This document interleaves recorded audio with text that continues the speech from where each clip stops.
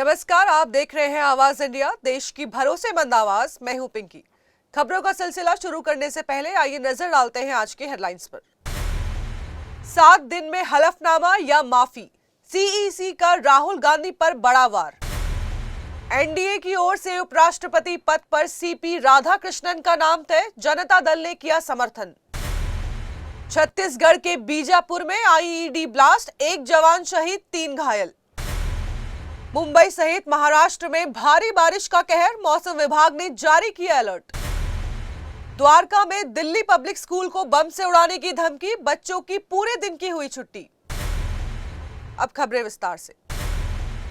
देश की राजनीति में चुनाव आयोग को लेकर छिड़ी जंग अब और तेज हो गई है।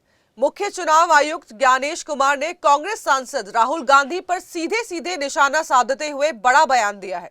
उन्होंने कहा कि चुनाव आयोग और मतदाता सूची को लेकर लगाए गए आरोप पूरी तरह झूठे और निराधार हैं।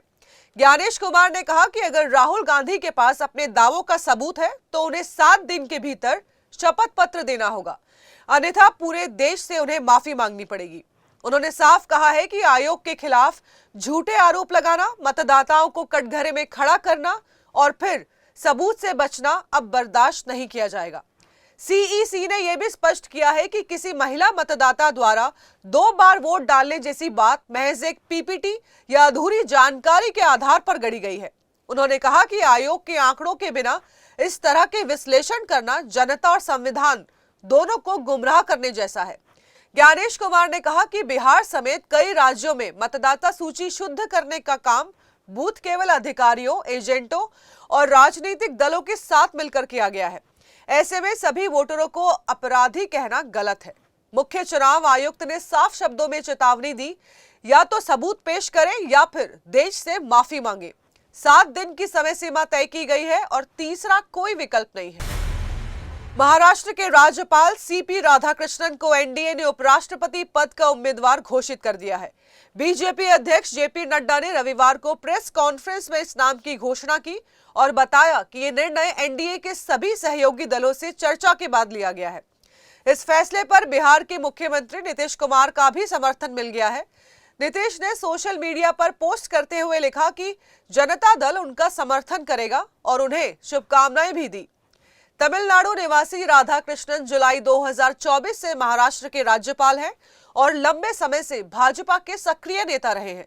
उपराष्ट्रपति पद के लिए एनडीए उम्मीदवार को लेकर कई दिनों से सस्पेंस बना हुआ था, जो अब खत्म हो गया है। ये पद उस समय खाली हुआ जब मौजूदा उपराष्ट्रपति जगदीप धनखड़ ने मानसून सत्र की शुरुआत से पहले इस्तीफा दे दिया था। इंडिया गठबंधन की ओर से अभी तक कोई उम्मीदवार सामने नहीं आया है, लेकिन इस घोषणा के बाद राजनीतिक हलचल तेज हो गई है। बीजेपी और एनडीए के अन्य दलों ने राधाकृष्णन के नाम पर सहमति जताई है। माना जा रहा है कि एनडीए के पास पर्याप्त संख्या बल होने से उनकी जीत तय मानी जा रही है। ये विपक्ष की रणनीति पर सबकी निगाहें टिकी है। छत्तीसगढ़ के बीजापुर से इस वक्त की सबसे बड़ी खबर सामने आई है। जिला में नक्सलियों द्वारा लगाए गए आईईडी विस्फोट में जिला रिजर्व गार्ड यानी डीआरजी का 1 जवान शहीद हो गया है, जबकि 3 अन्य जवान घायल हो गए हैं। यह धमाका सोमवार सुबह इंद्रावती राष्ट्रीय उद्यान क्षेत्र में हुआ। जानकारी के मुताबिक इस दौरान राज्य पुलिस के एक इकाई और डीआरजी की टीम नक्सल विरोधी अभियान पर निकली हुई थी। इसी दौरान माओवादियों ने बारूदी सुरंग में विस्फोट कर दिया। इस विस्फोट में शहीद जवान की पहचान दिनेश नाग के रूप में हुई है। शहीद जवान को श्रद्धांजलि देने के लिए पुलिस विभाग और प्रशासन ने अपनी संवेदनाएं जताई है। वहीं घायल जवानों की हालत फिलहाल खतरे से बाहर बताई जा रही है और उन्हें बेहतर इलाज के लिए अस्पताल में भर्ती कराया गया है। आपको बता दें कि बीजापुर नक्सल प्रभावित इलाका है और सुरक्षा बल यहां लगातार अभियान चला रहे हैं। पिछले हफ्ते भी इसी इलाके में माओवादियों द्वारा लगाए गए प्रेशर आईईडी के धमाके में एक अधिकारी घायल हो गया था। लगातार हो रहे ऐसे हमले ये साफ दिखाते हैं कि नक्सल प्रभावित इलाकों में सुरक्षा बलों की चुनौती अभी खत्म नहीं हुई है। फिलहाल पुलिस और अर्धसैनिक बल इलाके में सर्च ऑपरेशन चला रहे हैं। दिल्ली के द्वारका स्थित डीपीएस स्कूल को सुबह बम से उड़ाने की धमकी भरा ईमेल मिला, जिससे स्कूल प्रशासन में हड़कंप मच गया। पुलिस, बम निरोधक दस्ता और दमकल विभाग तुरंत मौके पर पहुंच गए और जांच शुरू कर दी। एहतियातन पूरे स्कूल परिसर को खाली कराया गया और छात्रों को सुरक्षित बाहर निकाला गया। सुरक्षा के चलते स्कूल को पूरे दिन के लिए बंद कर दिया गया और सभी गतिविधियां स्थगित कर दी गई हैं। अभिभावकों को निर्देश दिए गए हैं कि अलग अलग गेट से बच्चे को सुरक्षित लेकर जाएं। बताया जा रहा है कि ये इस सप्ताह में डीपीएस द्वारका को मिली तीसरी धमकी है, जिससे अभिभावक और स्कूल प्रशासन काफी चिंतित है।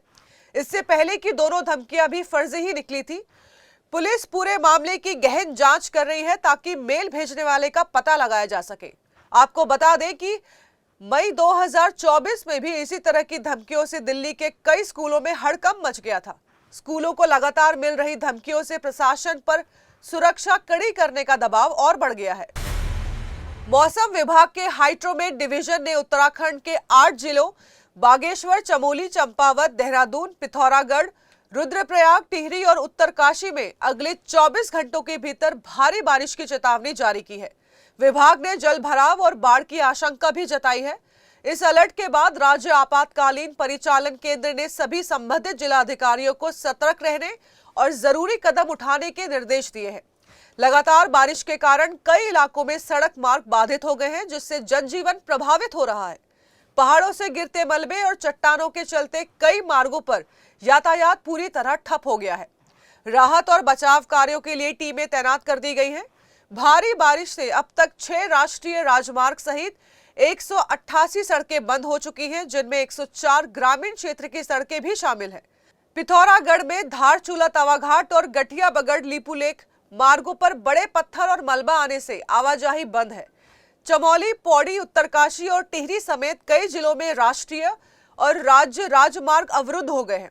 अकेले उत्तरकाशी में 34 सड़कें बंद हैं, जबकि पौड़ी में 31 और पिथौरागढ़ में 28 सड़कों का आवागमन बाधित है। प्रदेश के अन्य जिलों जैसे अल्मोड़ा, देहरादून, नैनीताल और उधम सिंह नगर में भी सड़कों के बंद होने की स्थिति बनी हुई है। प्रशासन राहत कार्यों में तेजी लाने में जुटा है। वक्त हो चला है एक छोटे से ब्रेक का।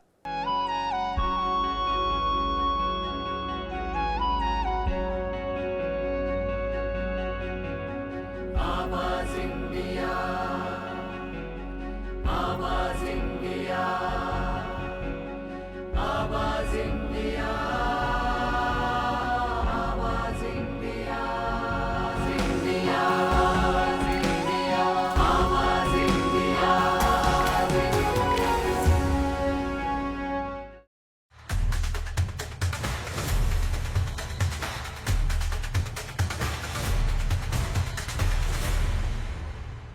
ब्रेक के बाद आप सभी का स्वागत है। बढ़ते हैं अगली खबर की ओर।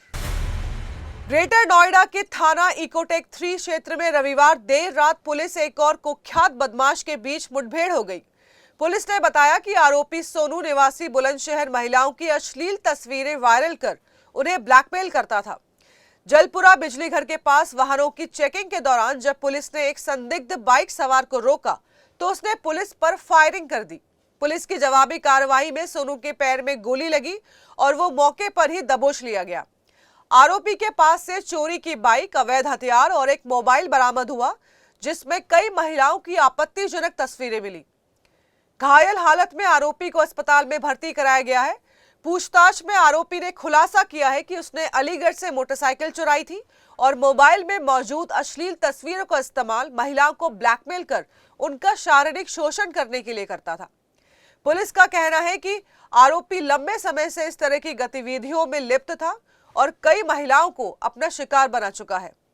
अब पुलिस आरोपी के नेटवर्क और आपराधिक इतिहास की गहराई से जांच कर रही है। आरोपी के खिलाफ गंभीर धाराओं में मुकदमा दर्ज किया गया है और आगे की कार्रवाई जारी है। यह मुठभेड़ एक संगठित साइबर अपराधी के पर्दाफाश के रूप में देखी जा रही है। पुलिस ने चेताया है कि इस तरह के मामलों में सख्त कार्रवाई जारी रहेगी। राजस्थान के खैरथल तिजारा इलाके से एक चौंकाने वाला मामला सामने आया है। इलाके में उस वक्त हड़कंप मच गया जब एक मकान की छत पर रखे नीले प्लास्टिक ड्रम से 35 वर्षीय युवक हंसराम का शव बरामद हुआ। मृतक उत्तर प्रदेश के शाहजहांपुर का रहने वाला था और अपनी पत्नी व 3 बच्चों के साथ 6 महीने से किराए के मकान में रह रहा था। ड्रम से तेज बदबू आने पर मकान मालिक ने पुलिस को सूचना दी, जिसके बाद पुलिस ने ड्रम खोला और नमक में दबा हुआ शव बरामद किया। प्रारंभिक जांच में आशंका जताई जा रही है कि हत्या के बाद शव पर नमक डालकर सड़ने की प्रक्रिया को धीमा करने की कोशिश की गई थी। घटना के बाद मृतक की पत्नी, 3 बच्चे और मकान मालिक का बेटा लापता है। शव को पोस्टमार्टम के लिए भेज दिया गया है और इलाके में डर का माहौल है। भारत के star javelin thrower Neeraj Chopra ने डायमंड लीग 2025 के फाइनल के लिए क्वालिफाई कर लिया है, जो 27 से 28 अगस्त को स्विट्जरलैंड के ज्यूरिख में आयोजित होगा। नीरज ने हालांकि 16 अगस्त को पोलैंड के सिलेसिया में हुए चरण में हिस्सा नहीं लिया और उनके 22 अगस्त को ब्रसेल्स चरण में भाग लेने की पुष्टि भी नहीं हुई है। इसके बावजूद वो 15 अंकों के साथ तालिका में तीसरे स्थान पर है और फाइनल में जगह पक्की कर चुके हैं। उन्होंने ये सीजन 2 डायमंड लीग मीट में हिस्सा लिया है, एक में पहला और दूसरे में दूसरा स्थान हासिल किया है। उनके आगे केवल त्रिनिदाद के कोशान वॉलकट और जर्मनी के जूलियन वेबर है। ब्रसेल्स चरण के बाद टॉप 6 खिलाड़ी फाइनल के लिए क्वालिफाई करते हैं। आपको बता दें कि नीरज चोपड़ा का 2025 सीजन अब तक का सबसे शानदार रहा है। उन्होंने 5 जुलाई को बेंगलुरु में आयोजित अपने नाम के टूर्नामेंट नीरज चोपड़ा क्लासिक में 86.18 मीटर के थ्रो से खिताब जीता था। इससे पहले मई में दोहा डायमंड लीग में नीरज ने करियर का सर्वश्रेष्ठ प्रदर्शन करते हुए 90.23 मीटर का थ्रो किया और बहुप्रशिक्षित 90 मीटर के आंकड़े को पार किया। इसके बाद जून में पेरिस डायमंड लीग में उन्होंने 88.16 मीटर थ्रो कर पहला स्थान हासिल किया। रजनीकांत की एक्शन थ्रिलर फिल्म कूली ने टिकट काउंटरों पर धमाल मचा दिया है। लोकेश कनगराज के निर्देशन में बनी इस फिल्म में भारत में सिर्फ 4 दिनों में 194.25 करोड़ की कमाई कर ली है। चौथे दिन यानी रविवार को फिल्म ने करीब 35 करोड़ रुपए कमाए, जिसके साथ शुरुआती प्रदर्शन की ताकत साफ हो गई। हालांकि रविवार को थोड़ी गिरावट देखने को मिली, लेकिन फिल्म का जलवा अभी भी बरकरार है। कूली ने 3 दिन में ही विदेशी बाजारों में करीब $16 मिलियन यानी कि 133 करोड़ रुपए कमा लिए हैं। कुल मिलाकर फिल्म ने विश्व स्तर पर 300 करोड़ रुपए की कमाई कर ली है। अब नजरें 500 करोड़ क्लब पर टिकी हैं, बशर्ते आज बड़ी गिरावट ना आए। कूली को उसी दिन रिलीज हुई वॉर 2 से कड़ी टक्कर मिली, जिसमें ऋतिक रोशन और जूनियर NTR मुख्य भूमिका में है। हालांकि भारत में अधिक स्क्रीन मिलने के बावजूद वॉर 2 कूली के सामने टिक नहीं पाई और सिर्फ 170 करोड़ रुपए की कमाई कर सकी। विदेशी बाजारों में तो फर्क और भी बड़ा रहा। कूली ने $1.6 करोड़ और वॉर ने सिर्फ $50 लाख कमाए। एक रिपोर्ट के अनुसार कूली पहली तमिल फिल्म बन गई है जिसने पहले ही दिन दुनिया भर में 150 करोड़ का आंकड़ा पार कर लिया है। आपको जानकारी के लिए बता दें कि यह फिल्म रजनीकांत के 50 साल के सिनेमाई करियर के जश्न के रूप में रिलीज की गई, जिसे लोग खूब पसंद करते दिख रहे हैं। फिलहाल के लिए आवाज इंडिया समाचारों में बस इतना ही। जुड़े रहिए आवाज इंडिया के साथ, जल्द होगी फिर मुलाकात। तब तक के लिए नमस्कार।